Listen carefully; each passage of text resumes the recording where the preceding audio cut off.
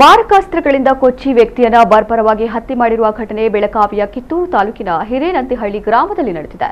50 ವರ್ಷದ ಕಲ್ಮೇಶ್ ಕೋಟಿ ಕೊಲೆಯಾದ ವ್ಯಕ್ತಿ ಮೆಕ್ಕೆಜೋಳ ಗದ್ದೆಯಲ್ಲಿ ಶವ ಸಿಕ್ಕಿದ್ದು ಕಿತ್ತೂರಿನ ಪೊಲೀಸ್ ಠಾಣಾ ವ್ಯಾಪ್ತಿಯಲ್ಲಿ ಪ್ರಕರಣ ದಾಖಲಾಗಿದೆ. ತುಮಕೂರಿನಲ್ಲಿ ಕೆಲಸ ಮಾಡುತ್ತಿದ್ದ ಕಲ್ಮೇಶ್ ಸುಮಾರು 10 ದಿನಗಳ ಹಿಂದೆಯಷ್ಟೇ ಗ್ರಾಮಕ್ಕೆ ಬಂದಿದ್ದರು.